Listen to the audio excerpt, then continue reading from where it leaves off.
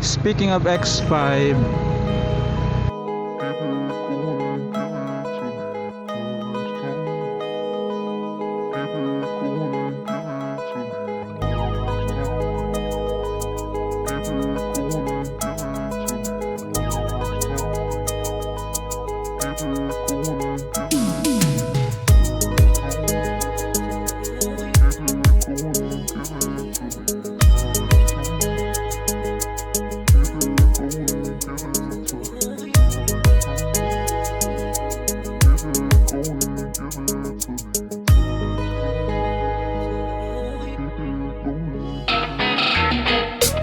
hello, what's up guys? Samahan nyo ako bumili ng asin. It's a rainy day. Isang maulang gabi.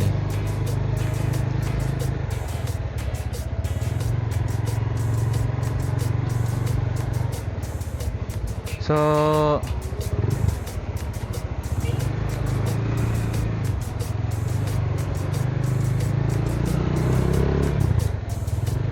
ngayon tinest ko lang yung Insta360 X5 ko. Na-try ko na to siya nung umaga, which is maganda yung quality niya.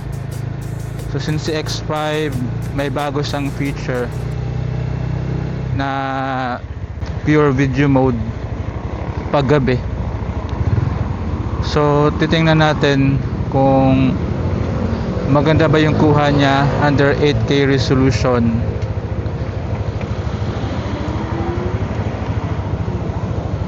Medyo matraffic ngayon kasi katatapos lang ng ulan.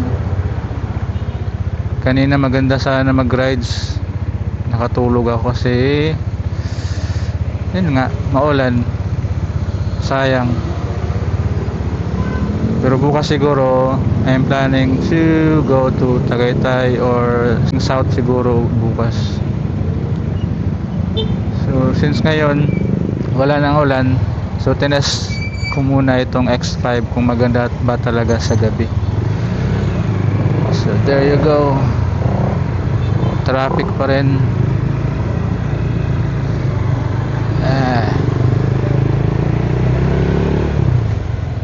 So mamaya may akit na tayong overpass, which is may mga building doon at mga lights. So tingnan natin yung capturing na itong X5 na to.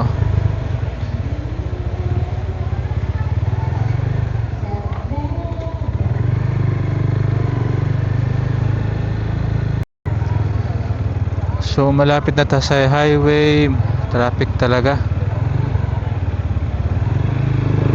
Today is Saturday. Siguro marami mga taong nasa labas ngayon.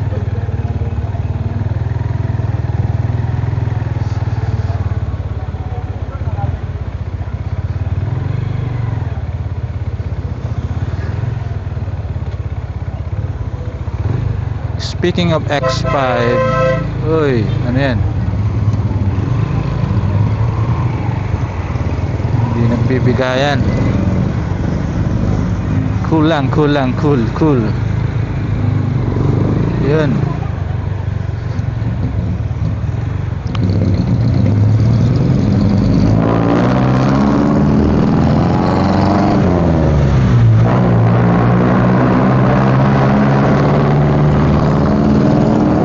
Jeep. Speaking of X5, yun nga, since gusto kong magsalita while nagbibideo, although yung X5 ay may built-in mic na siya, which is good naman, pero maganda lang siya pag naka-stationary ka or naglalakad na walang takip yung ano mo, mukha.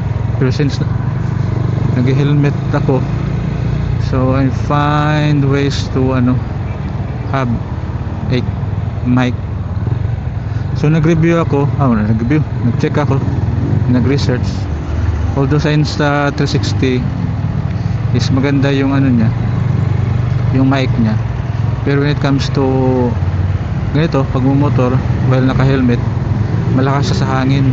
So may isang vlogger na nag-try, not here in the Philippines pero nasa US, tinest niya while driving sa motor niya at it turns out na talagang maingay siya. Kaya I decided not to buy kasi hindi ko siya magamit pag nagda-drive ako. So what I did is nag-ask ng idea sa ibang mga meron ding X5, at yun sinabi nga nila maganda daw yung DJI mini mic, which is hindi mo na kailangan ng receiver, kahit yung transmitter lang na mic kasi may built-in Bluetooth siya, which makakonect siya agad sa X5 natin. So yun nga, yun yung gamit natin ngayon. So matraffic papuntang saan ba yan, palabas na ng Manila.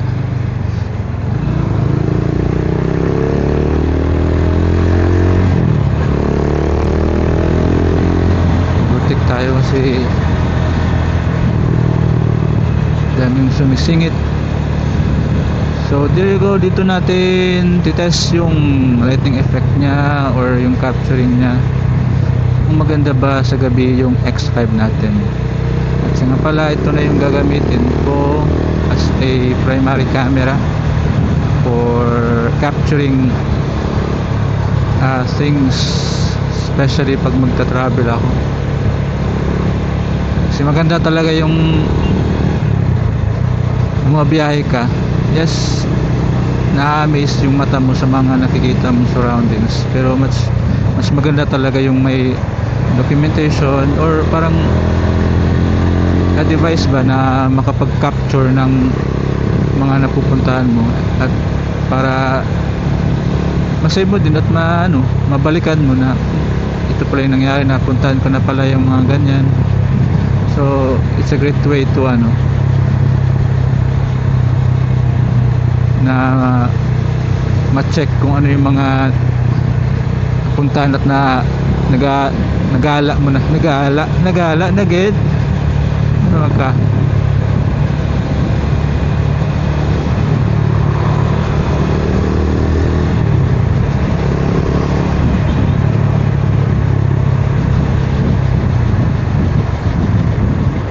Hey,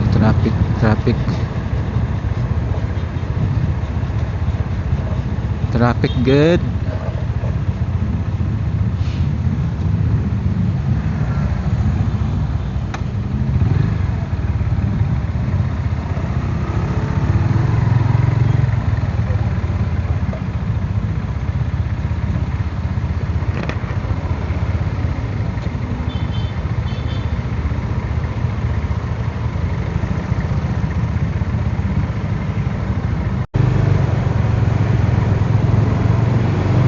Okay, go na.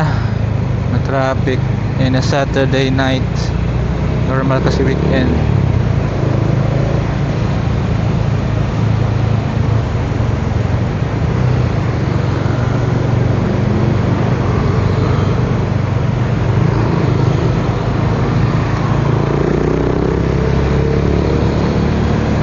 Balik tayo sa X5 guys. So ang kagandahan din ng X5 is may voice command siya na pwede kang magsalita na kailan siya mag-record or mag-stop.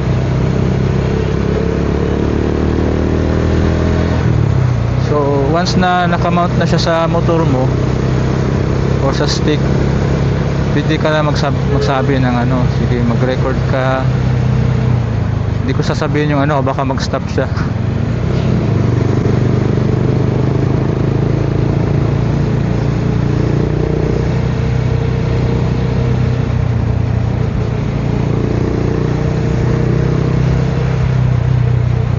Parang napalayo tayo, bibili lang tayo ng asin. Pero joke lang guys. Talagang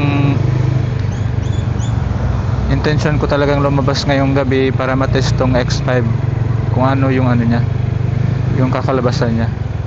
We're still nasa pa rin tayo sa settings na 8K pure video.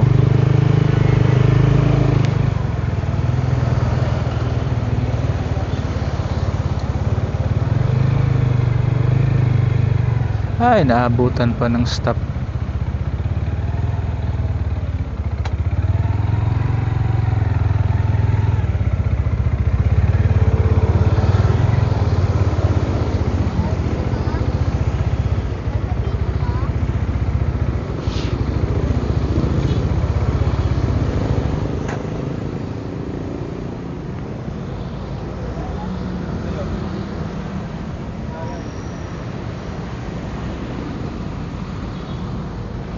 Okay, may end cap dito.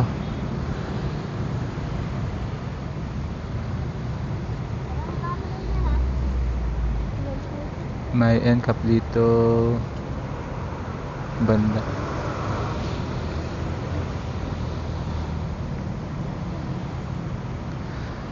So yun na nga, balik tayo guys.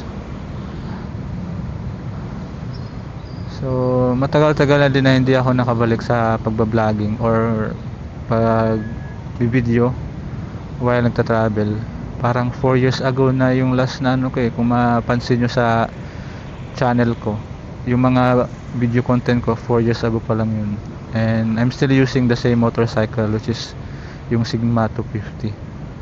But I'm planning to buy a new one, which is yung ano, ADV 160, which is talagang nagagandahan ako sa kanya at maporma siya, matipid sa gas, at the same time wala eh, aangas yung, hindi naman sa angas, parang maganda talaga yung forma niya, tsaka tindig at saka yung forma. Although maraming mga ano motor na maganda din na nagsisilabasan ngayon, go na, which is maraming pagpipilian talaga. Pero depende yan sa taste mo, depende sa ano mo. At sa akin, mas nagustuhan at nagaganda na ako sa ADV. Dati, nung unang labas niyan, parang nawiwirduhan ako sa hugis niya. Pero nung lumabas yung latest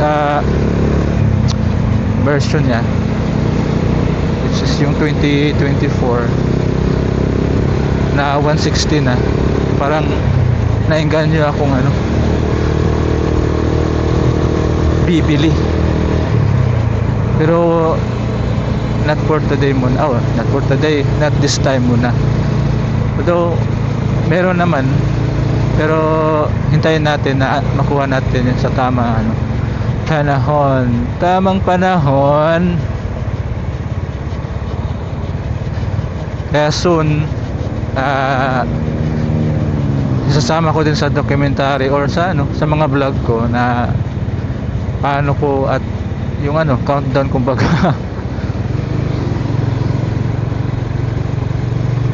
Siguro hinihintay ko yung mga bagong kulay niya, which is hindi pa pinalabas o nilabas dito sa ano, sa Pilipinas.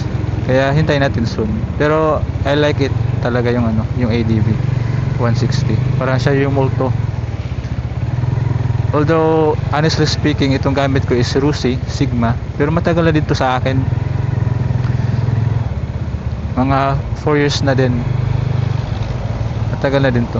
Depende lang talaga sa paggamit, maintenance. Talagang aalagaan ka din kahit anong klaseng motor pa yan na meron ka, what types of anong kind of brand na meron.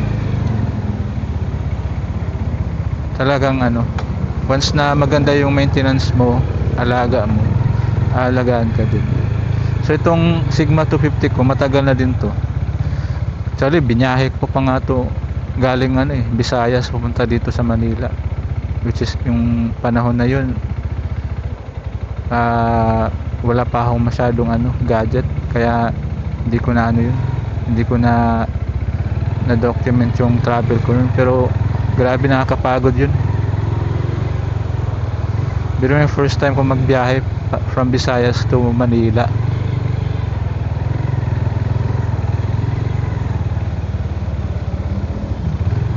talagang pagod yung katawan ko pagdating dito sa Manila.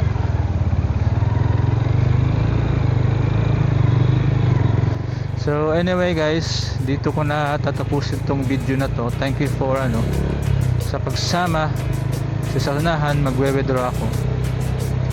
Privacy kumbaga. So hopefully maganda yung resulta ng video na to, at talagang magagamit na natin to as a primary camera for vlogging itong X5 natin. So see you around guys. Thank you for watching, and then see you. Yun lang. Bye bye.